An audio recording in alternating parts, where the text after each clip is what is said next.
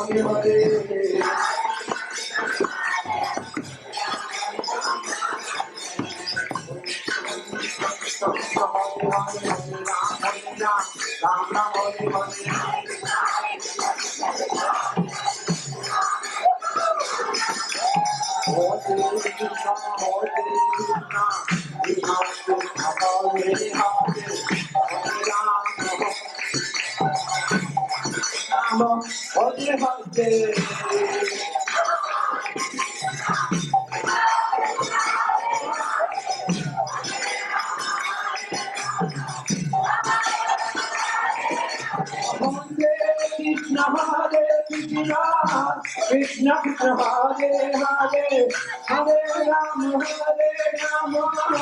Rama Rama Hare Hare.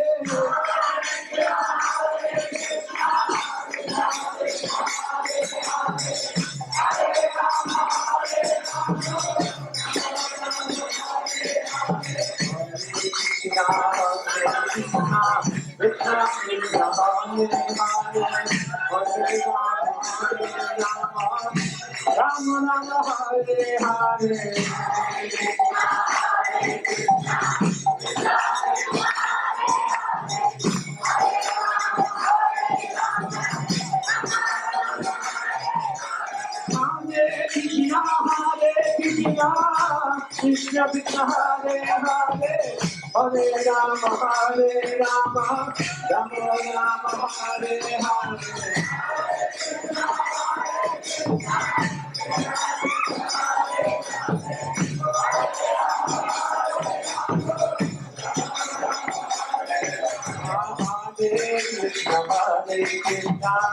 Krishna Krishna Hare Hare, Hare Rama Rama Rama Hare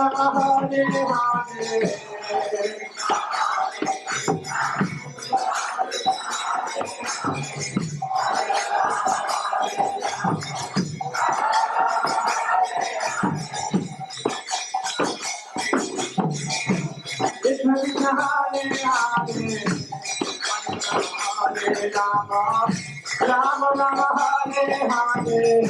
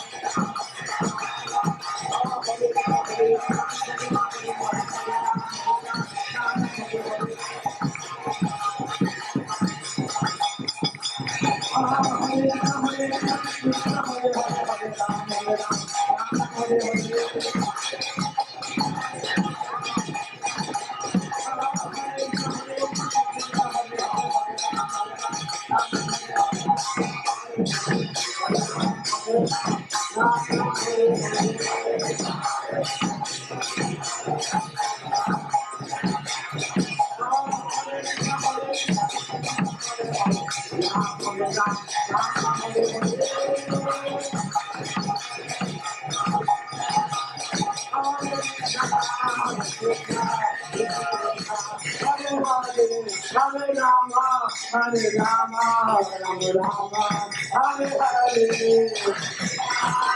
So Hari Hari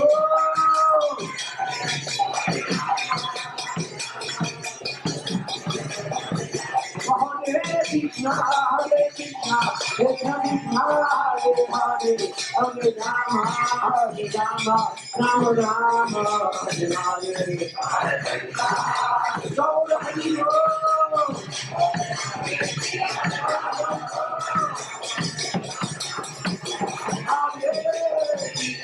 Hare Krishna, Krishna Krishna, Hare Hare, Hare Rama, Rama Rama, Hare Hare. So Hari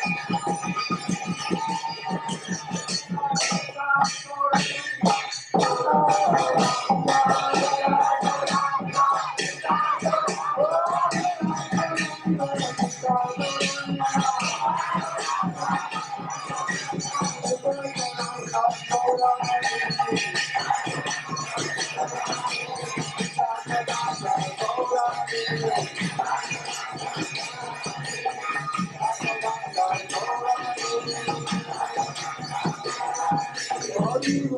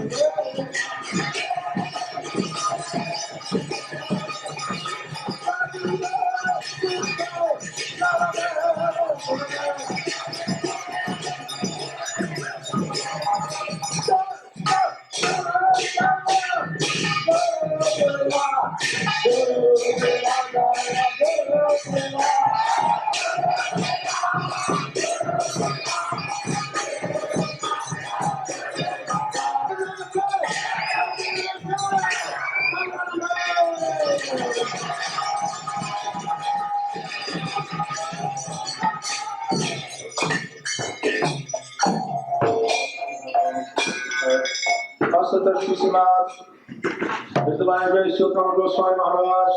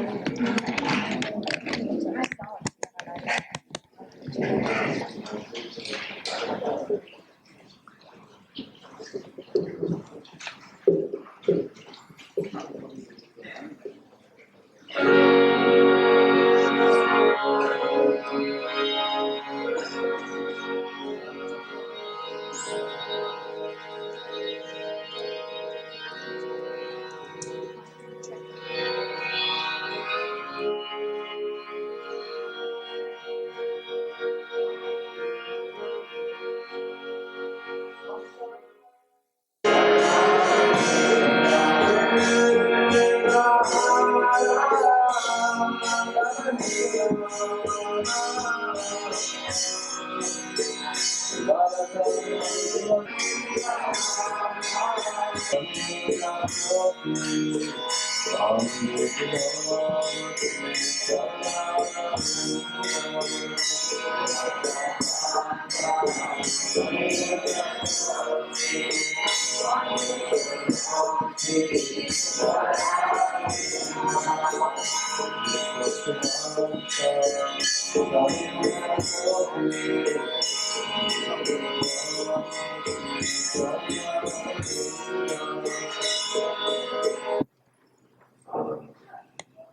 to speak if one is weak. But if one is weak, even if he's weak, if he has very strong feelings for his spiritual master, then gradually he can be pulled out of that weak condition.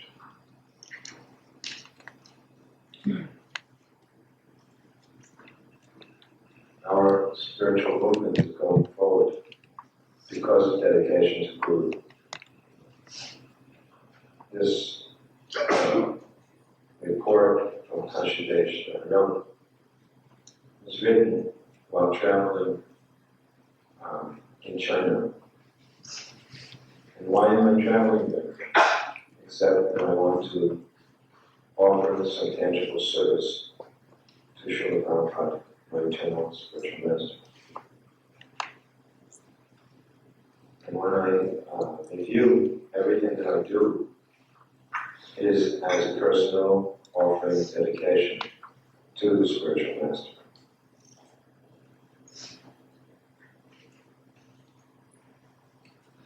Everything is based upon loving feelings.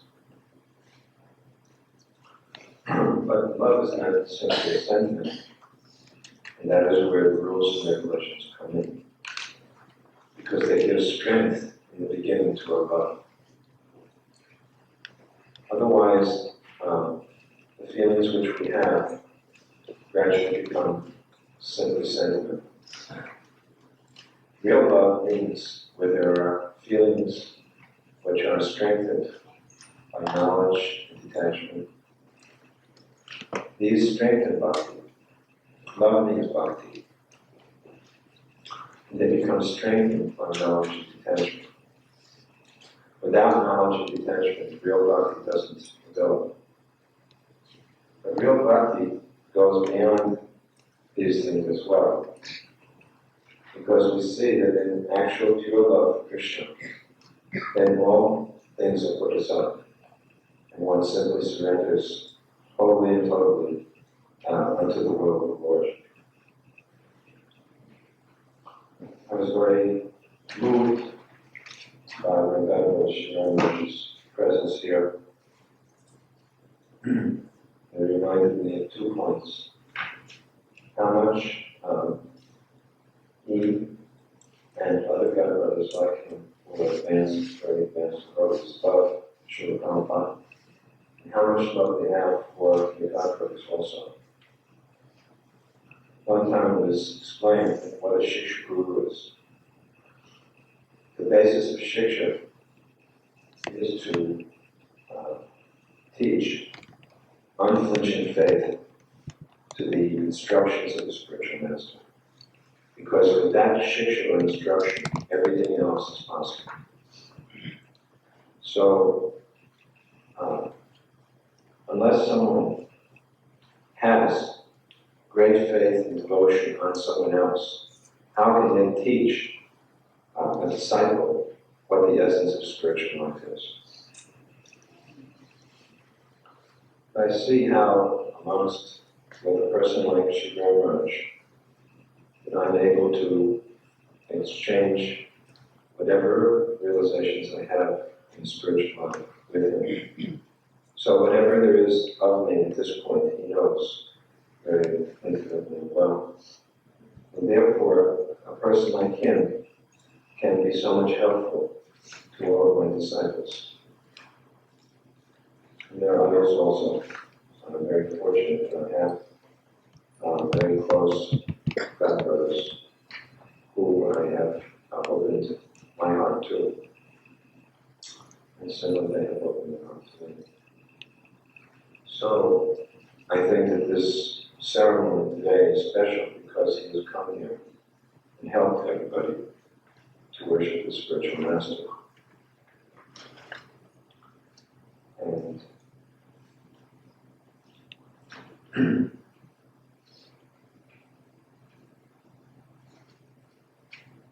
I also want to say that I was a very ordinary person, but Srila Prabhupada picked me up and made me a special object of his mercy. I don't think there was any good cause for it. I cannot find out any real strong reason for it, except Prabhupada's closest mercy. And he invested his mercy in me. And so, whatever I have been able to manifest of Krishna consciousness is a result of Prabhupada's association and his ongoing care and nourishment of me. His and everyone else as well.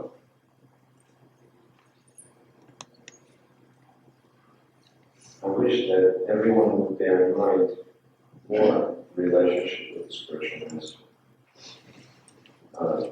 Those who are advanced devotees in our society, they keep this foremost within their mind at every moment.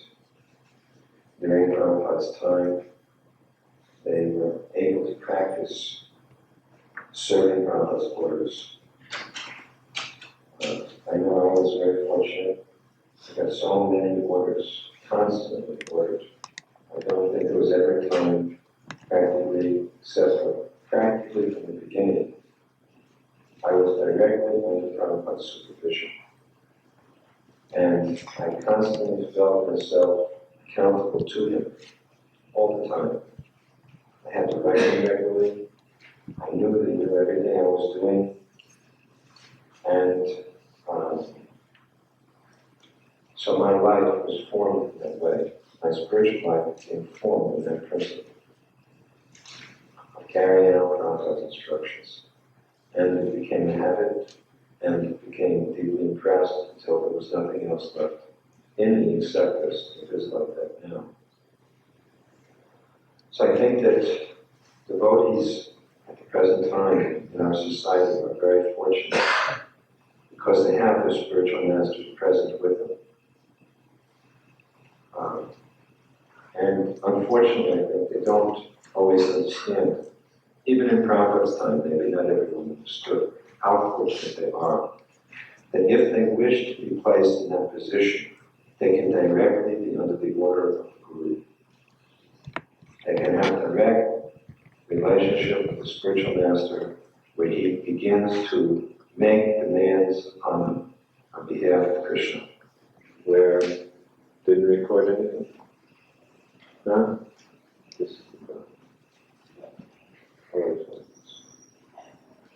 To get into a position where you can dedicate your life like this. So,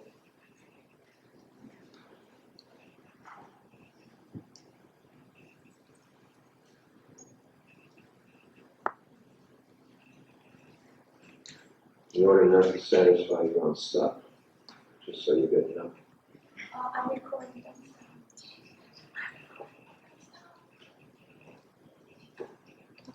I always get humbled when mistakes like this take place because I know that what I'm saying is not very important. She recorded. She has it here. Then people will be empowered to record. I'm recording, please don't stop. Well, then maybe something can not speak a little longer. So, I do take it that way. I just think whenever they don't record, I think it's only because it's not very important. So then I don't mind. Sometimes I get the illusion of thinking that something I'm saying is worthwhile. And I get upset why they didn't record. So, if you're in a Grihastha ashram situation, as Srila Prabhupada was, and at that time it appeared that he could not do everything for his Guru Maharaj, but he prepared himself at that time. He did not take lightly the sadhana, for example. During his Grihastha ashram, I spoke about this with one of Prabhupada's sons. He told me that Prabhupada used to personally have Radha Krishna deities at his home. He used to bathe the deities, cook every morning before going to work. He would bathe and dress the deities. He would sew the clothing for his own deities. This is as a grown man, Grihastha. Even though he had a wife who could have done as he did it. He would cook in the morning for his deities. In other words, he did so much deity worship. Then he would do his Harinam. Then as he gradually, in years followed, he used to study Bhagavatam 4 hours in the morning. At least you should even distinguish if it's a material or a spiritual thing with some people, because I know that if it weren't for your feelings for me, some of you would not even be here. And I become very moved by that, because anyway, I saw that Srila Prabhupada was always moved by that type of devotion from the disciples. So I hope that we can continue to serve, and pray that we continue always to serve together. And one day we shall all find ourselves at the lotus feet of Srimati Radharani, Sri Krishna, all the Sakis, all of the residents of Raja, and at the lotus feet of Mahaprabhu and Nityananda Prabhu and Navadvip. And then they can enact, take part in enacting eternal Sankirtan. Go pray the Nandi.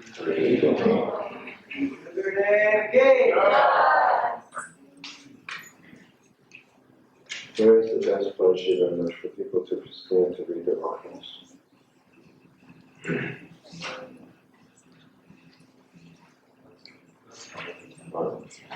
I got the impression that he was a very nice person, we dealt very nicely, we had a nice conversation over the phone. I don't think I would end up paying the bill, but it was a nice discussion. And later on, in the late 1970s, and then I had the opportunity to come here, and at that time, Sanjivan was not like it is now. Those devotees who were here, many of the devotees who were here, they know it's quite different. And over those years, since then, I've always very much depended on Srila Gurudeva to give me guidance, specifically in spiritual matters, but particularly in those things which related to what Srila Prabhupada would have wanted of me in certain instances. I always felt very deficient because I never really had more than about 2-3 occasions when I actually had the opportunity to speak with Prabhupada. And I would have liked to be able to get that training or opportunity to know what Prabhupada would do in any circumstance. And in my Krishna consciousness, I've always searched for devotees who could actually give me that type of guidance and direction. I've tried to get that here and there. Sometimes the devotees I depended on ended up being not so committed to Prabhupada as that originally appeared. But that was never the case with Sri Gurudeva. Rather, he was always either in thick or thin, stuck to Srila Prabhupada. And I always feel that great faith and trust that whenever I want to know what Prabhupada will do in a particular situation, then he'll always tell me, yes, this is what Prabhupada would say.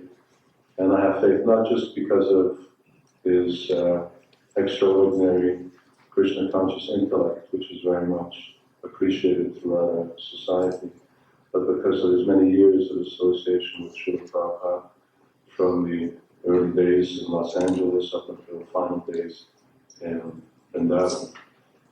So I feel very confident being in that association, and I very much value all of the guidance that Srila Gurudeva has given me. I want to thank him for that very much. And I hope that he will continue to give me this mercy and guidance in the years to come. We have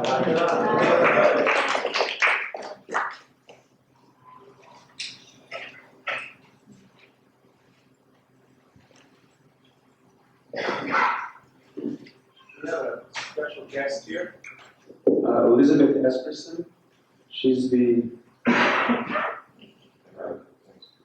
director of Thanksgiving Square, and she would like to make an offering.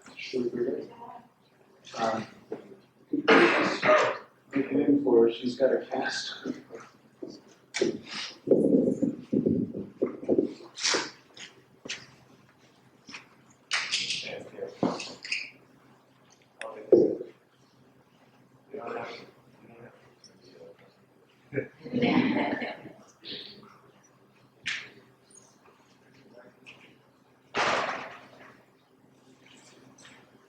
Hare Krishna. I didn't know I was going to do this, but the Lord did. Very early this morning, about 6:30, I was reading from the Bhagavad Gita this verse, and then I stopped to reflect on it. One who is not disturbed in mind, even amidst the threefold miseries, or elated when there is happiness, and one who is free from attachment, fear, and anger, is called a sage of steady mind. A sage of steady mind. And then in the purport, it refers to the fact that a sage of steady mind is one who lives in consciousness of the Lord, of Krishna, or in my terms of Jesus Christ, and one who serves. And so, as a birthday wish, I would wish for you, Tamal Krishna Goswami, and for all of us, that we might be sages of steady mind, that we might grow in consciousness of the Lord, and that we might serve. I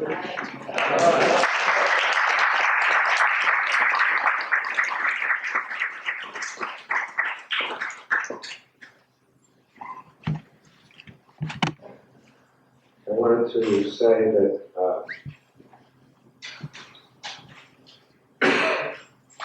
I've, in the last few years, since I've gotten to know Elizabeth and interacted with Thanksgiving Square,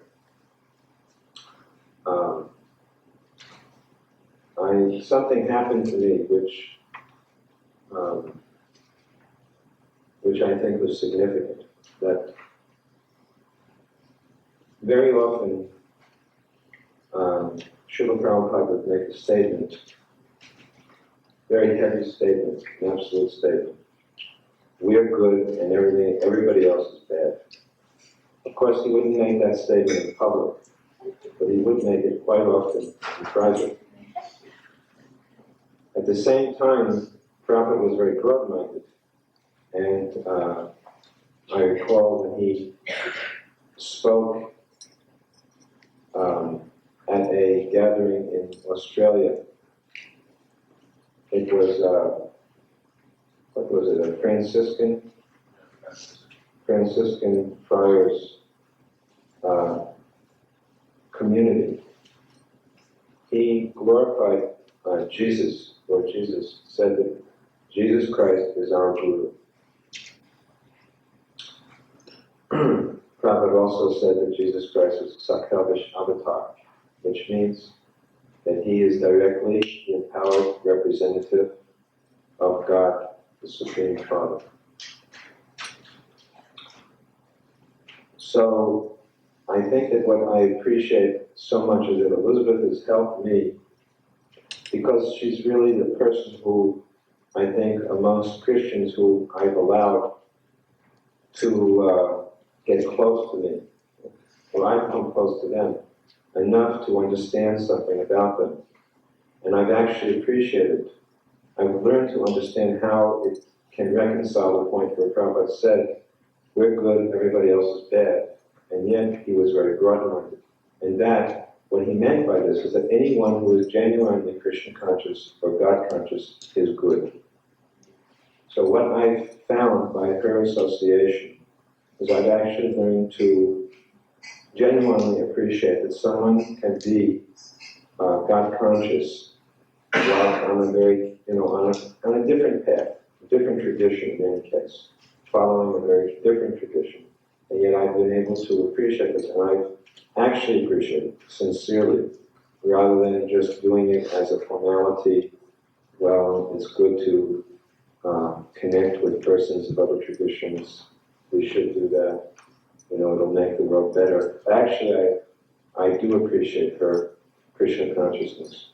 And I think it's helped me, therefore, to be able to be much more open to other persons as well.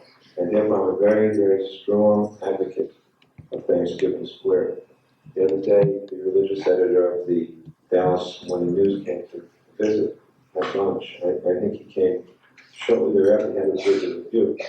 So he was asking me about what is the value of Thanksgiving Square. And I was, I should have been on the payroll of Thanksgiving Square, because I so strongly advocate the value of Thanksgiving Square because of my own personal experience. I mean, I always considered myself to be broad-minded, but really I'm beginning to be a little broad-minded, I feel, on account of your association and with your help. It's helped me greatly.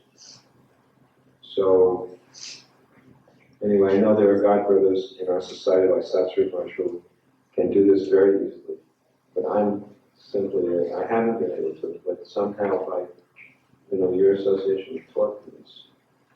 So, I very much appreciate that you came. Of course, I knew you would come. Because in the sense that, there is actually a real relationship developed. So once that relationship is there, how can one not come? At the time of whatever it is, a joyous celebration, or at the time of need, one has to come. That's what friendship means. So I just want to tell you that, anyway, something wonderful has come about from your association, the work we're doing. And I'm sure many other people have been similar benefit. So from our side, we also pray that we shall meet in the spiritual world by the grace and arrangement of the Lord, and that you will become, more and more elevated in spiritual life until you achieve the supreme destination of personal association with the Lord also. In Vrindavan, you took us on parikram, and through your eyes, you allowed us to see that we were actually in the spiritual world. Without it, I would never have been able to glimpse the magic of these Braja towns. In Vrindavan, we had an ecstatic Guru Puja. Some were dancing, and some were crying. As we were offering our flowers of gratitude, I could see that you are in the same mood as the gopis, always trying to bring us closer to Krishna, and that you genuinely think of yourself as a servant of all. You're so kind that by accepting our service and worship, you're making us fortunate, helping us become dear to the Lord. In Vrindavan, I always get to meet so many God brothers and God sisters, and I also think of those whom I already know. One can easily tell they're fruits of a Tamal tree because they're sweet and soft, and they all remind one of Krishna. The more I get to know them, the more I get to appreciate and admire them, and I understand that to please you, I must please them too. In Vrindavan, I notice that you personally get involved in all aspects of your disciples' lives. You're so loving and concerned. For everyone else, you're sannyasi and GBC, but for us, you're our Lord and Master, dear Father, best friend, and the purpose of our lives. In Vrindavan, I see how much you relish to share intimately with your God brothers and friends the realizations that you have. Together you churn the nectar, diving deeper and deeper into the ocean of Krishna's treasure of love. In Vrindavan, there once was something I wanted to talk about, but I hesitated because I didn't want to take up your time. An hour later, you called me and started talking about that which was in my mind. This incident confirmed that wonderful things happen in Vrindavan, and it became clear to me that you know very well all of our hearts. In Vrindavan, I realized that you are the king of the greedy, and that to live in this land, greed is a qualification. I pray therefore that I may be blessed with the right desire and may someday develop a voracious appetite for Vrindavan's mercy. In Vrindavan, I know you want to stay, but you continue returning to the west on the order of Guru and Gauranga to deliver the whole world. Because of your surrendered mood, it doesn't matter where you are. You always have Vrindavan in your meditational heart. And for us who live away from Vrindavan, simply by seeing you, we're transported to that enchanted place where Radhashyam eternally reside in Vrindavan. Your aspiring servant in Vrindavan.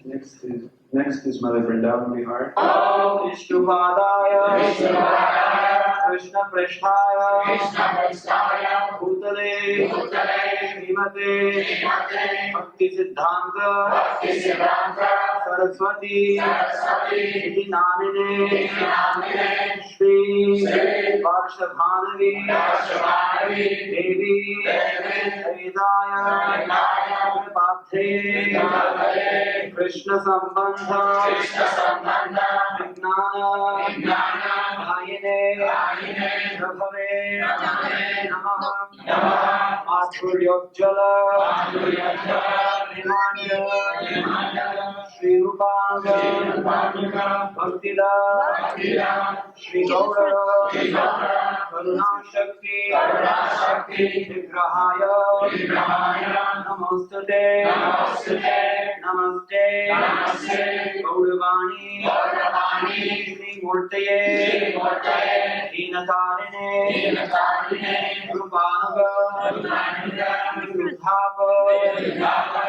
Siddhanta Mantaharine Namo Gaura Kishoraya Sakshat Vairagya Murtiye Vipralambha Prasambodhe Padam Pujaya Te Namaha Namo Bhakti Vinodaya Satchit Ananda Namine Gaura Shakti Gurupaya Rupanuga Parayate Gauragir Bhava Bhuveswam Girteshta Satjana Priya Vaishnava Sarvabhauma Shri Jagannathaya Te Namaha Vancha Kalpatarubhyascha Kripasindhubhya Evacha Patidana Bhavanebhyo Vaishnavebhyo Namo Namaha Namo Vadanyaya Krishna Prema Vadayate Krishnaya Krishna Chaitanya Namne Gaudatvishe Namaha Panchatattva Atmakam Krishnam Bhakta Rupa Swarupakam Bhaktavataram Bhaktakyam Namani Bhakti Shaktikam He Krishna Karuna Sindho Deenabandho Jagatpate Gopesha Gopikakanta Radhakanta Namaste Jayata Suratao Bango Mama Manda Pate Gati Mat Sarvasva Padam Pojao Radha वदनमोहनौ Divya वृंदारण्य कल्पद्रुमाध Shrimad Ratnakar सिंहासन सौनंद यद्वैत गदाधर श्रीवासादि गौर भक्त वृंद हरे कृष्णा हरे कृष्णा कृष्ण कृष्ण हरे हरे हरे राम राम राम हरे हरे नमः ओम विष्णु पादाय कृष्ण प्रेष्ठाय भूतले श्रीमते तमाल कृष्ण गोस्वामी नामिने स्वाहा